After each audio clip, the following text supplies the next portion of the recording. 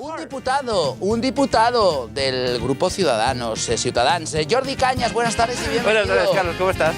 Como ustedes pueden comprobar, el señor Cañas tiene una corbata muy parecida a la mía. La mía es un poquito más bonita, porque tiene más color, sí, más vida. Esta es un poco sobria. Sin embargo, mi cara tiene mucho más vida que la de Está más iluminada, claro. Claro. Señor Cañas, bienvenido y muchas gracias por estar aquí, de verdad. Muchas gracias. Venga, entramos en este primer tema. Vamos a analizar las cifras del paro. He escuchado esta mañana en una emisora, no sé ahora mismo en qué emisora, pero que decían que si Rajoy al final de su legislatura no consigue bajar la cifra del paro, será realmente un fracaso para el Partido Popular. Por eso hoy nos preguntamos, en esta primera parte del programa, si Rajoy se saldrá con la suya de bajar el paro. El paro sube en 87.028 personas en el mes de octubre, tal y como ha apuntado el Ministerio de Empleo. Es un dato negativo, pero atención, mejor que el de hace un año, cuando el paro subió en 128.000 personas. Señor Cañas, adelante, ahora la palabra. Yo es que no sé, mira, yo me niego al discurso catastrofista permanentemente. ¿Pero qué discurso? Lidia, ¿me dejas intervenir? Porque tú estás haciendo valoraciones de mis palabras y yo a ti de las tuyas de momento no he hecho ninguna. Bueno, entonces me dejas intervenir, si no, te dejo a ti cuando acabes. Ahora interviene el señor Cañas. No me ofendo. Hombre, es decir, ¿es un descenso suficiente? Claro que no. Pero que, a ver, aquí nadie se llama engaño. Si tenemos, no 5, no. Tenemos casi 6 millones o más de 6 millones de parados. Claro que es una cifra. No, pero esto es el paro registrado. Después está la EPA, la encuesta de población activa, que es 1 millón de personas más. Quien esté satisfecho con estos datos, bueno, es que simplemente no vive la realidad. ¿Vale? Es decir, ¿suficiente este descenso en absoluto? Claro que no. Pero, objetivamente, entre que se destruye empleo en un año o que se haya más inscritos en la Seguridad Social, es decir, más cotizantes, y que haya un descenso relativo del desempleo, pues es un mejor dato. ¿Es suficiente? Repito, claro que no. Pero sí tendría que ser la prioridad absoluta de este y de cualquier gobierno. Porque un país con el 25% de sus ciudadanos sin empleo es un país que no tiene futuro. Y como tú bien decías, que está centrifugando el talento, que está expulsando lo mejor que tiene, que está destruyendo empresas, ¿de acuerdo? Pero tampoco seamos, digamos, porque si al final no somos creíbles. Yo acabo. Mira, yo siempre he dicho que el empleo ni lo crean los gobiernos ni lo destruyen. Por lo tanto, ni hay que ponerse la medalla cuando se crea empleo, ni hay que clavar cuchillos cuando se destruye solo. Los gobiernos crean condiciones favorables a... Y entonces, cuando tú me preguntas, ¿es la prioridad de este gobierno la creación de empleo o definir un marco legal que permita desarrollar la economía para que se contrate? Te digo, no. La reforma electoral era una reforma que facilitaba el despido, no facilitaba la contratación. ¿Se están desarrollando el tejido industrial, productivo, de manufacturas en este país para saber a qué nos vamos a dedicar a medio plazo? No. Pero dentro de todo eso, yo sinceramente, como español, prefiero que se frene la destrucción de empleo que no que se siga destruyendo. Bueno, y eso no es a decirle qué bien gobierno del PP. Me gustaría, aunque solo sea como representante del Partido Popular, que no vengo, evidentemente, a colgarle ninguna medalla, porque no hay ninguna medalla que colgarse. Porque estamos hablando de muchísimas personas con nombre y apellidos que siguen desempleadas. Ahora bien, de ahí, por eso digo, ahora bien, de ahí a pintarlo todo de color negro, yo creo que también puede haber un término medio. No, ya no más. Hace un año,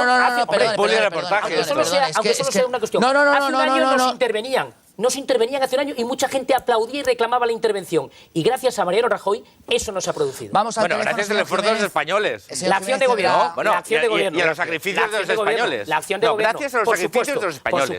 Por supuesto. Pues siguiendo las indicaciones de esa gente que siempre mira por el bienestar del pueblo, se abarató el despido y por eso no hay contratos indefinidos y por eso cada vez la precariedad laboral aumenta. ¿Y sabe usted por qué? Porque si estuviera aquí Simón se lo explicaría con mayor gracia y donaire que yo.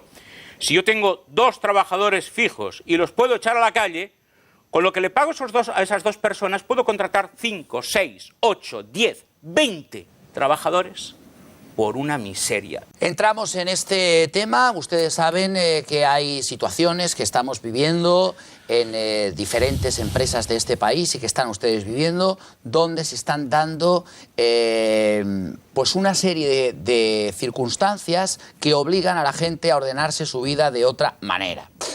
¿A qué edad se jubila usted o piensa jubilarse usted? ¿Es de los que cree que se va a jubilar? ¿Lo da todo por su empresa? ¿Usted cree que lo está dando todo por su empresa? ¿Cree que da más de lo que debe dar para que su empresa no falle? ¿Cree que su jefe le trata bien, le reconoce los méritos, los sacrificios que está haciendo? ¿Usted cree que en estas reglas del juego alguien gana? Esta noticia que he leído del gobierno valenciano, que quiero recuperar nuevamente, está claro que habla de unos despidos en la televisión pública valenciana, en Radio Televisión de Valencia, y que la justicia, el Tribunal Superior de Justicia, declara nulo el ERE que se hizo y obliga a volver a dar trabajo a los trabajadores que despidieron. Esto ha hecho, por lo que leemos aquí, la información que nos acaba de llegar, que el gobierno valenciano dice, muy bien, pues cierro Canal Nou. Entonces, esto es un ejemplo. Ahora ustedes nos tienen que decir esta tarde si esto está pasando en España. Si en España dice el empresario, bueno, pues acabó. ¿Quién gana en este juego? ¿Cómo tratan los empresarios a los trabajadores? Y si los trabajadores estamos dando todo o también engañamos al empresario. Y apostando capital, riesgo, iniciativa. Se monta un pequeño negocio, entre otras cosas, porque nos convencieron de que debíamos hacernos trabajadores autónomos, debíamos... Todas esas tonterías que vienen desde don Carlos Solchaga hasta ahora, nos las creímos algunos, y así nos ha ido. Bueno, no es lo mismo ese tipo de empresario que el gran empresario que especula, y que considera a las personas, bueno, en esta mesa se ha dicho, como coches. Yo lo escuché aquí, el otro día. Si yo me compro un coche, yo no tengo por qué tener ese coche para toda la vida. Cuando el coche ya no esté bien, ya no me funcione, me lo vendo y me compro otro. Lo mismo con los trabajadores. Y yo apunté, si usted se acuerda, las personas no somos máquinas. Por lo tanto, por la parte de los empresarios me gustaría distinguir en esas dos categorías. Y luego está la parte del trabajador, que es una parte muy curiosa, porque es verdad que hay gente que es más predispuesta al trabajo que otros. Pero mire, cuando usted pregunta si está uno dispuesto a sacrificarse por su empresa, yo le devuelvo la pregunta, ¿están dispuestas las empresas a sacrificarse por los trabajadores? Porque, oiga, a la hora de repartir la crisis, de repartir la necesidad, de repartir, en fin, las penurias que estamos viviendo en España, a la gente se la invita y se le dice, oye, deberíamos tal. Pero cuando se repartían beneficios, jamás vi a ninguna gran empresa que repartiera un duro entre sus trabajadores. Señor Cañas. Coincido bastante con lo que ha dicho Miquel. Es decir, yo estoy un poco cansado también de ver el mundo de una forma sencilla, porque lo sencillo nos impide ver la realidad. Es decir, la mayoría de las empresas de este país, el 90% del tejido empresarial de este país, es un tejido de pequeñas y medianas empresas y autónomos. Es decir, donde el empresario es un trabajador más, generalmente. No es el estereotipo del empresario que uno se imagina en un consejo de administración, un gran propietario, una gran nave industrial, no es así. Ojalá fuera así, porque tenemos un país más rico, con más empresas grandes, pero es un tejido empresarial de 3, 4, 5, 6 personas, donde, repito, el empresario es un trabajador más que además apuesta su patrimonio. Y que cuando la empresa cierra, no únicamente tiene que despedir a los trabajadores, sino que pierde su patrimonio en muchas ocasiones y se queda arruinado de por vida. Porque en este país, por ejemplo, no existe una ley de segunda oportunidad como en otros países existen. De aquel que invierte y le sale mal, lo persiguen de por vida. Entonces, ser empresario en este país es muy difícil. Y si estamos hablando de una pequeña reactivación económica, es una vez más porque los ciudadanos tienen que buscar alternativas y están apostando su patrimonio y su futuro en hacer pequeñas empresas, en buscar modelos de negocio. Por lo tanto, hablemos claro de qué es el empresario español. No es la ¿cómo se llaman los de la gran patronal? ¿La COE? La COE, no es la COE, O sea, eso no son los representantes del empresario español, aunque se erigen como representantes. Esos representan a un empresariado muy minoritario de España. La mayoría de los empresarios, muchos seguramente lo están viendo. Son aquellos que levantan una persona cada día y a duras penas llegar a final de mes. Sin ayuda de nadie, ni del gobierno ni de nadie, soportando una crisis brutal. Muchos de ellos sacrificando hasta su patrimonio para evitar despidos. También es cierto, eso es la realidad. ¿Que hay empresarios que son malos empresarios? Por supuesto, claro que sí. ¿Es una mayoría? No, me niego a eso. Me niego, este tipo de empresarios que te digo, como también hay trabajadores que no son malos trabajadores y no son evidentemente la mayoría, que son ciudadanos o trabajadores que están comprometidos con su empresa, que son una parte fundamental de la empresa y que están dispuestos a sacrificarse por ella. Cuando tú preguntabas, ya acabo, ¿quién gana, el empresario o el trabajador? Mira, o ganan todos... O perdemos todos. O aquí hay una relación donde no hay suma cero, donde no hay suma cero, es decir, donde si el empresario lo gana todo y el trabajador lo pierde todo, no hay empresa, no hay negocio. Apunte, Jordi. Acabo. Solo es, y aparte, es una cuestión de cultura empresarial de este país. Lo decíamos el otro día en este programa también. O el tejido empresarial de este país se da cuenta que su principal activo son sus trabajadores, o si no, tenemos un serio problema. No, por eso es el principal activo. Jordi, pero déjame que te diga una cosa. Precisamente yo creo que el error está en plantear la relación trabajador-empresario como una relación de conflicto. No hay que demonizar. No hay que demonizar. El señor Rajoy, cuando salió de presidente, dijo que su prioridad eran las pequeñas empresas, que no ha hecho nada. ¿Ustedes creen, saben lo que cuesta un ICO? El ICO está al 7,5 al 8%. ¿Ustedes creen que alguna empresa pequeña empresa puede salir adelante con un ICO al 8%? El grave problema que ahora mismo está afrontando el gobierno y que está centrado primero a través del ICO con esos inconvenientes y después evidentemente exigiendo a la banca que proceda a la mayor brevedad, y es importante ponerlo de manifiesto, a facilitar ese flujo para que la economía pueda recuperarse. Mira, Sergio, tenéis más cuento que Calleja. Vaya, hombre. Tienes un cuento total. El ICO es un banco público. No. ¿Cómo que no? Ojito con lo que dices. No, que quiero decir que no. El ICO puede financiarse al 1%, porque el ICO tiene ficha bancaria. El ICO puede, y se financia de hecho al 1%. Si da al 7% es por no entrar en competencia con los bancos. Es decir, el gobierno de España no está utilizando el Instituto de Crédito Oficial para... Hay datos que lo avalan, eso no es cierto. ¿Me dejas acabar? Bueno, pero te tendré que debatir. Bueno, pero estás siempre quejándote de que no me dejan intervenir, de que no sé qué, cuánto. Lo que pasa es Santa María. Está hablando el señor Cañas. Bueno, pero tendré que rebatirle cuando... Sí, pero déjele hablar. Pero me rebates cuando acabo. No, porque a veces señor es que Cañas, no me dejan. no me haga perder tiempo pero más. Es que hemos decidido, si simplemente que los ciudadanos sepan que no les mientan. O sea, el ICO podría No lo digas estar... por mí. El ICO podría estar... Es que tú eres del Partido Popular y ya está bien de tomar el pelo al personal. Ganasteis unas elecciones... Mira, perdona, ganasteis unas elecciones diciendo que ibais a bajar los impuestos a los ciudadanos y a las empresas. Y los habéis aumentado a ciudadanos y empresas. Os habéis cargado la actividad económica. Habéis subido el IVA... Oye, déjame acabar, hombre. Hombre, no, es que dices cosas que no se ajustan a la realidad. Pero es que por mucho que... Pero es que no... Mira, sé lo que pasa. Tomo la palabra. Sé lo que pasa, Sergio, que estáis acostumbrados a decir lo que os da la gana, donde os da la gana y cuando os da la gana. Y cuando estáis en un sitio donde la gente os dice, os pone delante del espejo de lo que estáis haciendo, os molesta. No, hombre, no. Yo te digo, el ICO se financia el 1%, te pregunto. Y tú, si me contestas, me dirás, sí. ¿Y por qué lo presta el 7%? Pues no lo sé. Eso, ayudar a las pymes, no las ayuda. En absoluto, porque coge y lo que hace es que lo vehicula a través de los bancos. ¿Y quién se lleva el beneficio? Los bancos. Es decir, estamos rescatando a los bancos por un lado y después dándoles negocio a los bancos por otro, impidiendo que las pequeñas y medianas empresas... Díselo a los ahorradores que hubieran perdido todo el dinero que tenían en sus cuentas bancarias. ¿Pero qué me estás contando ahora con los ahorradores si te estoy hablando del ICO? Te estoy hablando del ICO. Lo que estáis dándoles el negocio... ¿Me vas a dejar hablar alguna vez? No, perdona, ¿me vas a dejar de interrumpir? No, es que tú no paras de hablar. ¿Me vas a dejar de interrumpir?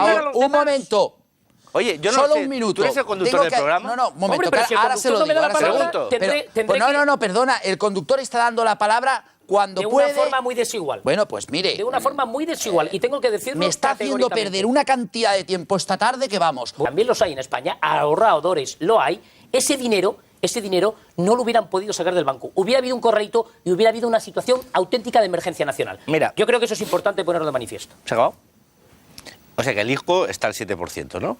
Lo digo para que quede claro. Porque el Instituto de Crédito Oficial, en teoría, es un instituto de crédito oficial público que tiene como función facilitar préstamos y préstamos y financiación a las empresas españolas. Y cuando lo que hace es dar negocio a los bancos, pues está claro para qué sirve el ICO. Y aquellas personas que lo han tenido que sufrir saben que en vez de ser un instrumento que facilita el crédito, no deja de ser más que un instrumento más al servicio de los bancos a los cuales hemos rescatado. Y yo siempre digo, si a lo mejor había que rescatarlos, si no había más remedio, puede ser, no lo sé, yo no voy a entrar en ese debate que un día entraremos. El problema es, ¿y a la gente? ¿Y a las empresas? ¿Dónde está esto? Entonces, a mí decir, no, es que estuvimos a punto de ser rescatados y nos rescataron. Perdona, ¿cómo? Nos estamos rescatados. Nos dejaron 100.000 millones de euros de los que hemos consumido 60.000 millones. Hemos tenido que rescatar, con la condición de rescatar a los bancos y empobrecer al resto de la sociedad. Y eso no es una opinión, es un hecho. Es un hecho. Y dices que aquí no ha habido corralitos. Te voy a decir un corralito, hombre. El de las preferentes. Ha habido corralitos en Chipre, con los ahorros ha habido corralitos, y en España el corralito de las preferentes. La condición que puso Bruselas para darnos el rescate, que las preferentes no se pagaran. ¿Cómo que no ha habido corralito? Eso vas tú y se lo explicas a las centenares de miles de personas que han perdido sus ahorros. ¿Cómo que no ha habido corralito? ¿Sabes quién no ha tenido corralito? Los directivos de los bancos, aquellos que quebraron los bancos, que se han ido con 10, 20, 15, 7 y 6 millones de euros de pensiones vitalicias y de indemnizaciones vitalicias. Esos no han tenido un corralito. Pero que tú me digas que no ha habido corralito en España... Pues no lo ha habido, no lo ha habido. Ah, no lo ha habido. Vamos bueno, al teléfono. Técnicamente. No lo ha habido, Técnicamente. Vamos a...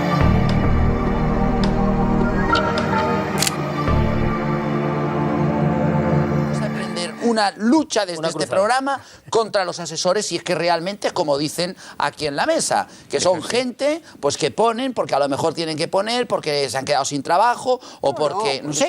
Son el amigo, el pariente, claro, y el pues no, fiel esto del no lo partido. podemos permitir. A mí, no lo podemos Carlos, permitir, y va en serio, sí, no lo podemos si permitir. Si me permites, me gustaría ir un poco a la primera parte de la dicotomía que hemos planteado entre la situación que afectaba al programa Erasmus y el tema de la contratación de asesores. Yo, en primer lugar, quiero destacar la importancia que tienen estas becas para la formación y la capacitación de los alumnos, de los universitarios. Señor Cañas. Sí, muy rápido. En relación a los cargos de confianza, en relación a los asesores. Mira, hay países donde esto no se puede hacer, porque los gobiernos confían en sus funcionarios de carrera. Es decir, que no hay en los ministerios suficientes funcionarios, altos funcionarios que son capaces de asesorar a los ministros o a los secretarios de Estado, claro. ¿Por qué lo hacen? Pues lo que decía muy bien Miquel y decía también Lidia, pues porque es una agencia de colocación. ¿Puntualmente pueden ser necesarios en materias muy concretas? Pues seguro. ¿Tanto como para tener tantos? Imposible. Y repito, o sea, hay estados, hay países, Reino Unido, Bélgica, donde esto es imposible, donde no puedes hacerlo, porque no puedes. Porque tú tienes que confiar en los altos funcionarios, en los funcionarios de carrera, en el alto funcionariado que está preparadísimo, conoce a la perfección y son aquellos que pueden asesorar a los dirigentes. Y otra cosa es que tú tengas que nombrar ministros que no tengan ni idea del ramo y tengan que hacer un máster pagado por todos. Yo recuerdo, por ejemplo, sin ir más lejos, y no es una cuestión, a la señora Chacón, ministra de Defensa, cuando lo más cerca que había visto no tenía ni idea de lo que era el Ministerio de Defensa. Es decir, los ciudadanos tenemos que pagar másters a los políticos. Claro que no. Un político tiene que conocer el ramo. Es decir, ese es un problema. ¿Eso cómo se arregla? Con una reforma de la administración que impida esto. Ya está, es decir, es que no va a haber manera. ¿Por qué? Porque vamos al viejo modelo de los cesantes, al viejo modelo, se van los tuyos entre los míos, ya está. Bueno, es una desgracia. ¿Cómo se hace? Pues no con palabras. Se hace reformando la administración para impedir las contrataciones de asesores tal y como se hace de una forma general. ¿Sabes lo que pasa? Es que no únicamente se contratan asesores. Se contratan informes a empresas externas, Pricewaterhouse, Deloitte, consultoras, que tienen contratos multimillonarios por hacer informes a la administración que tiene técnicos que son capaces de hacerlo. El submarino ese que ¿pero no se por puede qué? levantar, Pues porque eso es la puerta giratoria, es la puerta giratoria, es decir, hay políticos que después acaban en estas consultoras. Efectivamente. Que no hay técnicos en la administración pública que saben hacer estos informes, por supuesto, pero claro, eso sale gratis. Resumen, mucho bla bla bla, y al final lo que importa es que hay una ley que impida hacer esto y que ponga en valor al funcionario español y que se le respete, que no son enemigos de los gobernantes ni de los gobiernos, son sus principales aliados, y lo que hay que poner es en valor el trabajo, el esfuerzo y la capacitación del alto funcionariado, porque además de ser buenos, preparados, además no tienen un coste añadido.